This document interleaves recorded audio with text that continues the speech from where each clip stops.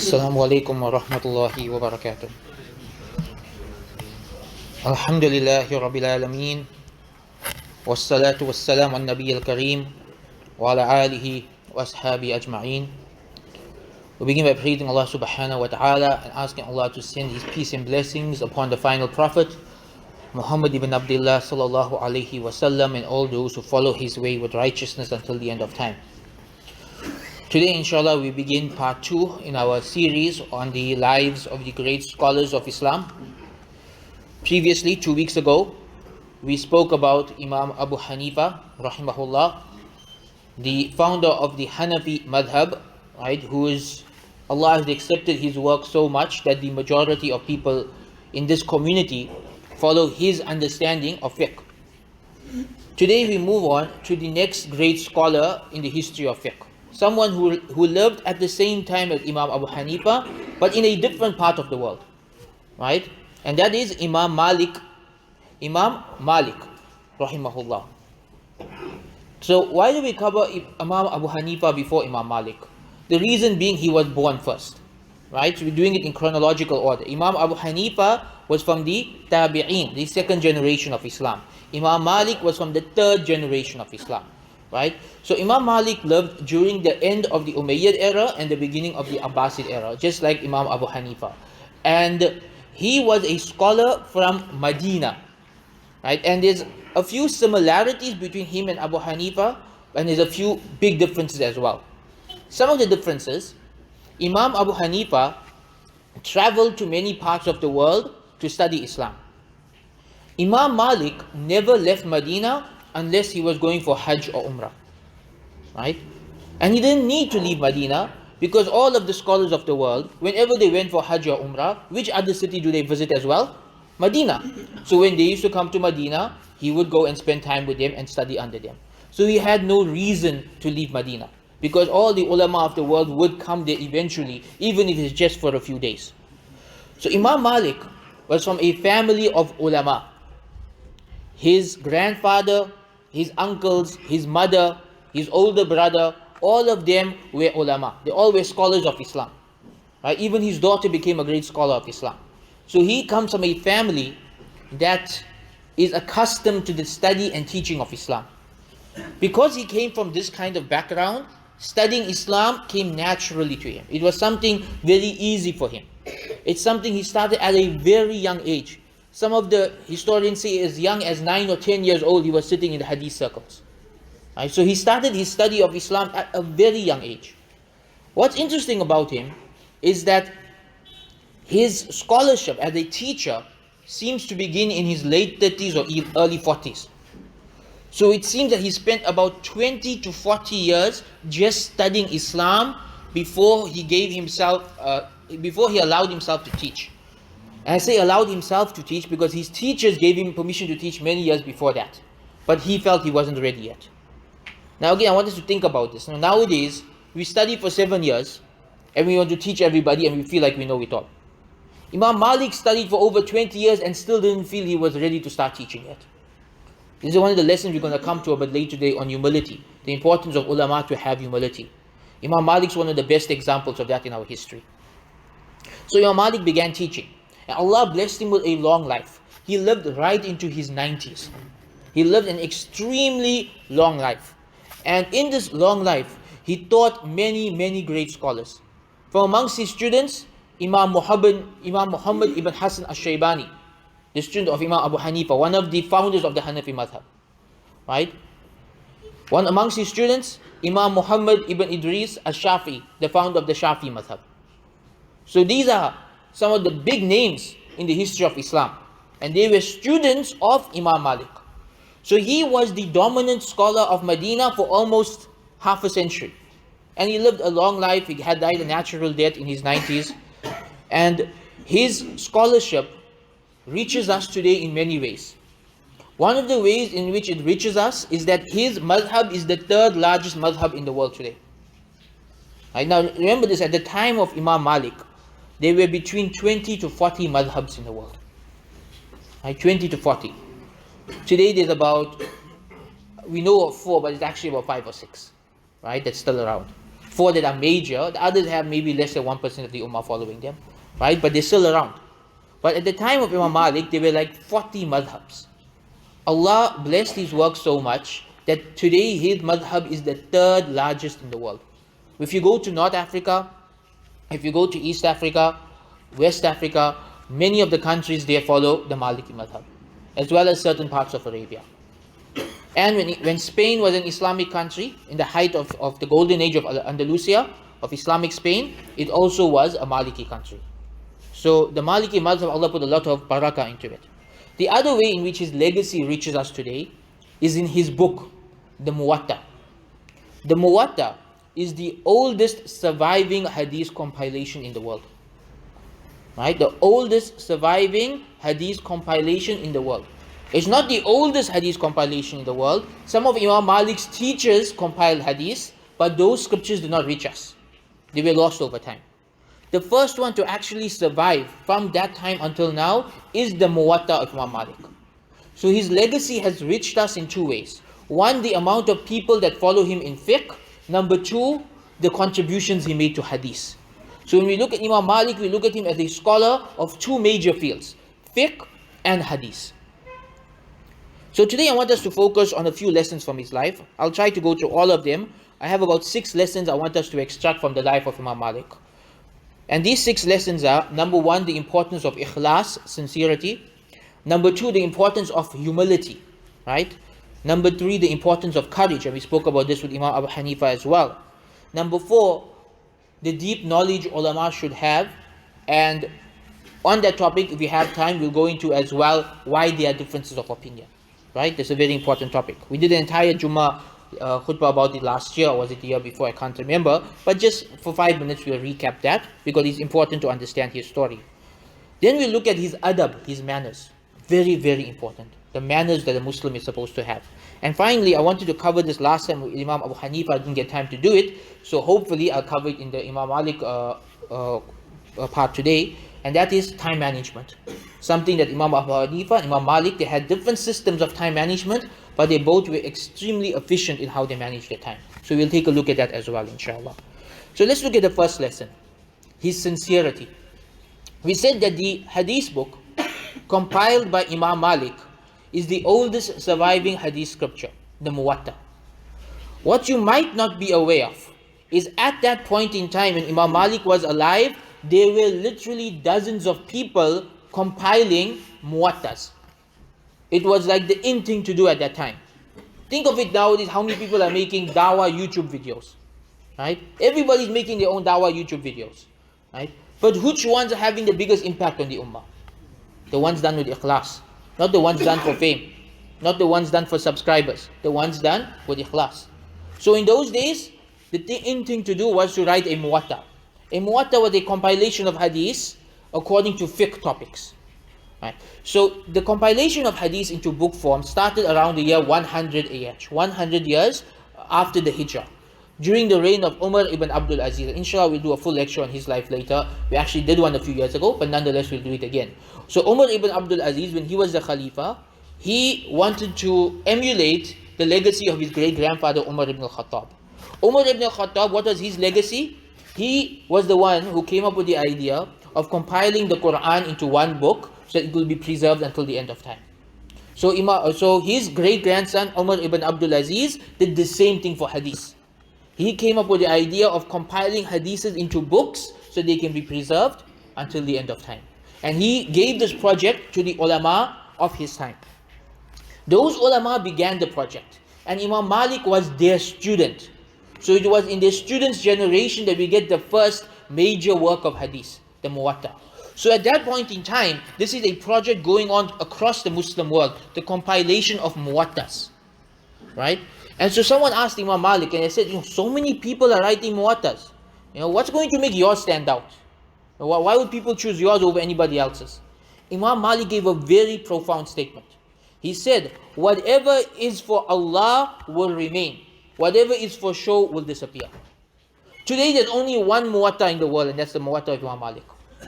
All the other ones, we don't know what happened to them. They may have disappeared during that time. They may have been destroyed in the Mongol invasion. They may have been destroyed in the sacking of Andalusia. We don't know. but they haven't reached us. The only one to have survived is the Muwatta of Imam Malik. Why? Because of his ikhlas. He said, whatever is for Allah will remain. What remained? His book. His book remained. And so this is a reminder to every single one of us. We live in a time where so many people are involved in Islamic work for the wrong reasons. You know, when I first started studying Islam, people say if you study Islam, you're going to be poor, you're going to live a miserable life, things like that. Now when people go to study Islam, you ask them, why are you studying Islam? Back then, because that was what people were saying, if somebody went to study Islam, they're doing it sincerely, right? Nowadays, you ask young people, why are you going to study Islam? Oh, I want to be famous like Mufti Menk. Bad intention. Mufti Menk didn't become famous because he wants to be famous. He became famous because Allah accepted his work, right? If your intention to study Islam is you want to be famous, then you are starting it on the wrong foot. You are heading down the path to Jahannam. That's what you are doing. Because amongst the first people to be thrown into Jahannam on the Day of Judgment are who? The people who taught Islam for fame. The first people. The Mujahideen, the people who gave charity, and the ulama who did it for fame. Very important that we do things for Allah and we don't do things for our ego. Nowadays it's so easy to boost our ego with Facebook, with YouTube, with Instagram. It's so easy to go online and start a Facebook page and get 100,000 likes, to have a YouTube channel with 100,000 subscribers, and to make yourself feel like I'm important. But all of that doesn't matter if you're doing it for ego. On the Day of Judgment, all of that dawah would become considered a sin when it's done for ego. So whatever we're doing, whatever it is, make sure we do it for Allah. That is most important. Lesson number 2. The importance of humility. For everybody. Particularly for the students of knowledge, but for everybody. Humility. How humble was Imam Malik? I'll give you 2 examples. Right? Imam Malik once was sitting with a teacher of his, and another sheikh came and asked that teacher a fiqh question. So that teacher answered the question, Imam Malik sat quietly. So the person who asked the question, this other sheikh, he asked Imam Malik for his opinion. Imam Malik said, it's not befitting that I speak in front of my teacher, in front of my elder. So his teacher said, I want to hear your opinion as well. So he gave the opposite opinion of his teacher. And the other scholar agreed with him. Right? Now note this, right? Imagine nowadays, you're sitting with your teacher, and your teacher says an opinion that you don't agree with. How many of us will sit quietly out of respect for that teacher? You know what many of us do? As soon as we hear one opinion from our teacher that we don't agree with, we go on Facebook, we make a clip of it, we put it up all over the internet. So-and-so teacher is a kafir, he's a deviant, he's a munafiq, he's making opinions I don't agree with. Don't take knowledge from him. Boycott him. Over one thing. The adab of the early Muslims, they understood differences of opinion are natural. They're going to exist. It's not the end of the world. So they dealt with it with adab, especially when it comes from their own teachers. My teachers and I have a lot of differences of opinion, but never lose respect for them. Never lose respect for your teachers. Another example of his humility, not as the student, that was his humility as a student. Now let's look at his humility as a teacher. Many years later, Imam Malik becomes the most famous scholar in Medina. Right? So now he's probably in his 50s or 60s. He's now the senior scholar of Medina. The main person teaching in the masjid. By the way, Imam Malik used to sit in the masjid of Nabi sallallahu alayhi wasallam in the same spot that Umar ibn al-Khattab radiallahu anhu used to sit, and he used to teach hadith and fiqh over there. So imagine, this is his status, teaching in the masjid of Nabi sallallahu alayhi wasallam. Muslims all over the world know him as the leading scholar. Someone comes from Morocco. They come from Morocco, and there's different versions of the narration, but in one narration, he comes and he says, Ya Imam Malik, I traveled all the way from Morocco with 40 questions from my people, fiqh questions. Can you answer them for us? Imam Malik looks at the list, he answers about 3 or 4 questions, and for all the others, about 36 or 37 questions, he says, I don't know. So this guy, he looks at Imam Malik, all confused. He's like, what do I tell my people? I traveled all the way from Morocco to ask you some fiqh questions. What do I tell my people? Imam Malik said, tell them Malik doesn't know. This is humility. Tell them Malik doesn't know. Again, this is missing nowadays. in all of us. I notice sometimes, someone will go on Facebook and they'll post a fiqh question. Leave alone ulama answering if they don't know what they're talking about. People who are not ulama answering, they don't know what they're talking about. And they're giving 25 different opinions and they're confusing the guy. How about we stay quiet until we actually understand the topic? How about we stay quiet unless we are experts in that topic? Because we are responsible and answerable to Allah when we talk about His deen. So why are we so quick to give fatwas? Why are we so quick to give our opinion on things which we don't understand? Understand this about Imam Malik. He was a master, an absolute master of hadith, of fiqh, of usulul fiqh. He mastered all of these things. But still, for more than 30 questions in one sitting, he said, I don't know. Many of us, we just can't bring ourselves to say, I don't know for even a single question. This is a very important part of humility. It will save us from saying things that we will be responsible for on the Day of Judgment. Now that brings me to the topic of his deep knowledge and why we have differences of opinion. Why do you think Imam Malik said he doesn't know the answer to those questions? There's one of the reasons mentioned by some of the biographers is that Morocco at that time had a completely different culture from Medina. And those issues were culturally sensitive, right? So the fatwa needed for Morocco had to come from ulama who were familiar with their culture. So Imam Malik felt it was not appropriate for him to give a fatwa to someone from Morocco based on the culture of Medina. I'm not sure if you are following this. There's this principle in fiqh, particularly in the Maliki and Hanafi madhab. Right? It's found in all the madhabs, but these two madhabs, they hold it like on a high level. And that principle of fiqh is al-adat muhakkama. Local culture is the deciding factor. Right? So in the Maliki and the Hanafi madhab, when you have diverse cultures, the ulama within those cultures must make the fatwas according to their culture. Meaning, nowadays we have this problem. Someone in South Africa seeks a fatwa from someone in Saudi Arabia or India, and the fatwa they give is completely impractical in South Africa. The problem here is that there is a huge gap between their culture and our culture. To get a fatwa that's suitable to our environment, we have to ask ulama who are part of this culture, who understand this culture. And this brings us to Imam Malik's deep knowledge. Why did the ulama have differences of opinion?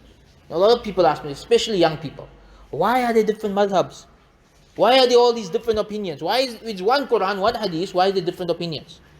There's different opinions for many reasons, but the main reason being that human beings will understand the same thing in different ways. Human beings will understand the same thing in different ways. And people have different approaches to these things.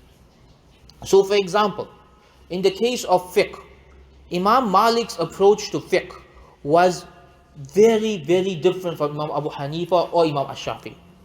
Right? Imam Abu Hanifa, he would only follow a hadith if it reached a certain level of authenticity. While Imam Shafi would follow any authentic hadith. While Imam Malik, he had a unique principle. If an authentic hadith went against the practice of the people of Medina, he would follow the practice of the people of Medina. Why? Because the people of Medina at the time of Imam Malik were who? The Sahaba's children. So he considered their practice to be the Sunnah. Meaning, those people learned it from who? Their parents, the Sahaba. And who did they learn it from? The Prophet ﷺ. So he says, this hadith, one person saying it.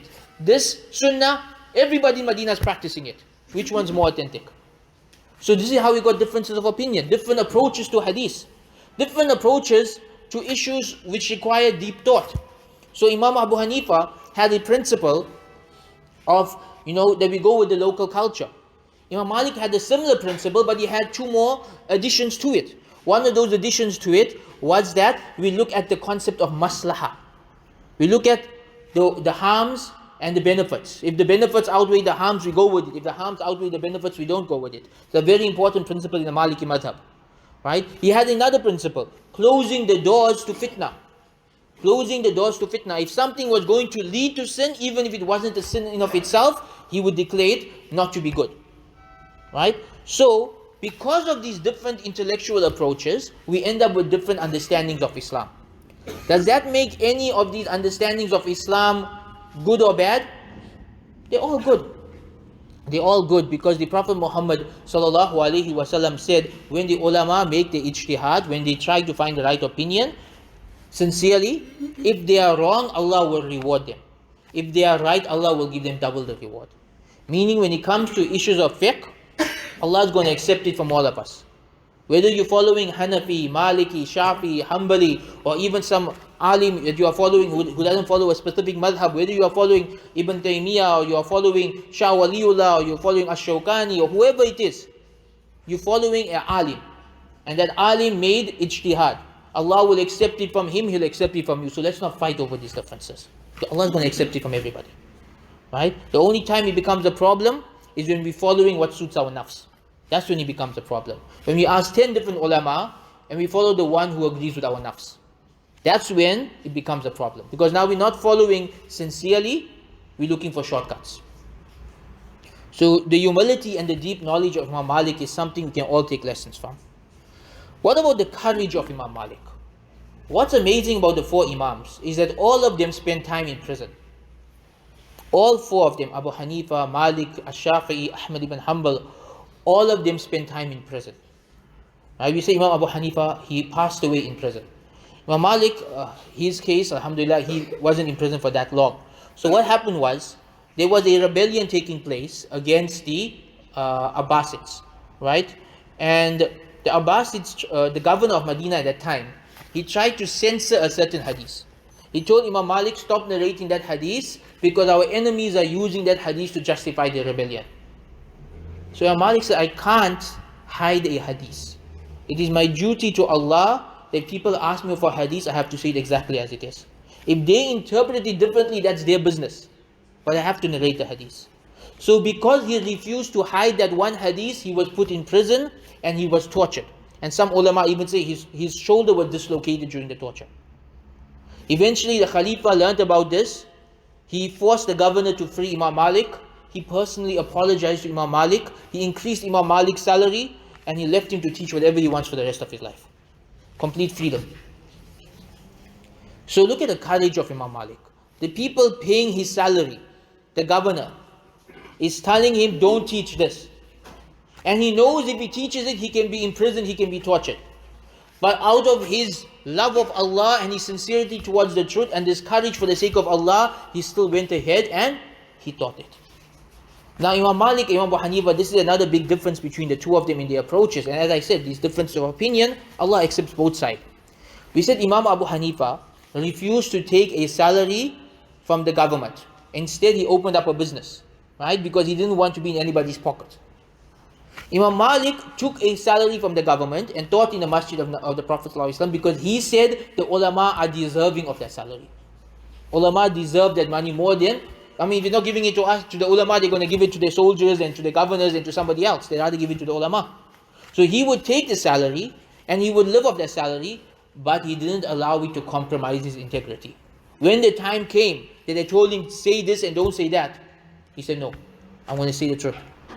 So both of them had different approaches. Both of them had that integrity that they're not going to compromise the truth. But they took different approaches towards realizing it. Imam Abu Hanifa's approach, don't take a salary from the government. Imam Malik's approach, I'll take a salary from the government, but I still won't let them bully me. I'll still say what I want to say. So this was the courage of Imam Malik, to stand up to the people paying your salary. How many people can do that today? The next beautiful thing about Imam Malik is his adab, his manners. And we saw an example of this earlier, in front of his teacher, how he did not speak up when he disagreed with his teacher. Imam Malik, when he was young, his mother dressed him up very well and sent him to the masjid to attend the hadith circles of the ulama there. Because in those days, if you wanted to seek knowledge, you go to the masjid. This is still the practice in some Muslim countries. You go to the masjid and in each corner there's a different alim teaching. And you just sit there and you learn. You join whichever teacher you want and you learn. Alhamdulillah, right till today, many Muslim countries, they still practice this. So Imam Malik, he was around 9 or 10 years old when this happened. His mother dressed him up, sent him to the masjid, and she gave him some advice before sending him. Right? Her advice was, learn from their manners before you learn from their knowledge. Learn from their manners before you learn from their knowledge. Why? Because without manners, a teacher is going to be ineffective. I've seen this so many times in my life. I have met teachers of Islam who have in-depth knowledge of the religion, extremely in-depth knowledge of the religion, but nobody wants to attend their classes because of their bad manners. Right? People get put off when the Islamic teacher is rude, when he's vulgar, when he's arrogant, when he makes inappropriate jokes, when he bullies people, when he shouts people, when he loses his temper. These things chase people away from the teacher. So this is why the early Muslims, they would first train their students in manners. Once they had the right akhlaq and adab, the right character and manners, then only they teach them fiqh and hadith. And once they mastered all of these things, then they would make them teachers. They give them permission to teach. But the manners came first. We see the manners, the adab of Imam Malik, not just towards people, but towards his books. Whenever Imam Malik would teach hadith, he would put on his best clothes, his most expensive clothes, and wear his most expensive perfume. And then he would go and teach. When people were asking, why are you dressing up to teach hadith? He would reply that this is the words of Rasulullah sallallahu alaihi wasallam. Out of respect for the Prophet sallallahu alaihi wasallam, I'm going to dress like this when teaching his words. That adab for your books. Again, something which many of us haven't even thought about. That even a book of knowledge should be treated with respect, leave alone a person of knowledge. That was the adab and the manners of Imam Malik. Since we have time, I'll add in the sixth point, which I wanted to mention last time, which is time management. Right? So I myself, I wrote a book on time management, and lots of people say, well, this has got nothing to do with Islam. No, it's got everything to do with Islam. Many of the great ulama in our history mastered time management. What's beautiful about Imam Abu Hanifa and Imam Malik is they had completely different systems of time management. Imam Malik's system was dividing his day into hours. Imam Abu Hanifa would divide his week into different days for different things. Right? So Imam Abu Hanifa would have one day for fiqh, one day for hadith, one day for studying, one day for family. Right? He would have a full day, like this is my family day, this is hadith day, this is fiqh day. So he had a very powerful system of time management where each day is dedicated to a specific task. Imam Malik, within one day, he would divide his hours. So certain time of the day, he teaches hadith. Different time of the day, he teaches fiqh. Different time of the day, he revises his work. Different time of the day, he attends the study circles of other scholars. So he would have set times during the day to do these things. We often wonder how the great scholars of the past were able to accomplish so much with their lives. One of the reasons was they had this self-discipline. They had this, this concern about their time. That this is one of the things Allah is going to ask us about on the Day of Judgment. He's going to ask us about what we did with our free time. He's going to ask us what we did with our lives. How are we going to answer that? When the day comes, Allah subhanahu wa ta'ala asks us that you had so much free time, what did you do with it? And you say, I just binge watch Netflix all day. That's not going to look good on your scale on the last day. There has to be some good deeds in there. I'm not saying don't have any fun. What I'm saying is you need to prioritize your good deeds. You need to make time to worship Allah. You need to make time for things that you can be happy to show Allah on the Day of Judgment. Allah asks you, what did you do with your free time? Oh Allah, I spend my time volunteering. I spend my time in charity work. I spend my time in humanitarian work. I spend my time helping my neighbor. I spend my time taking care of my family. Good deeds that you can show on the Day of Judgment. These great scholars like Imam Malik, Imam Abu Hanifa, they did not waste time. They did not waste time right until the very end. There's something amazing about all of these great scholars in our history. They never retired. They never retired. They never had this concept of retiring from serving Allah's deen. Right into his 90s, right until the very end, Imam Malik never stopped teaching Islam. He never stopped. There's no retiring from serving Allah. You can retire from work, you got enough money saved up. But then what you do with the rest of your life? Ibadat, dawah, teaching Islam, humanitarian work. You don't retire from serving Allah and His Ummah.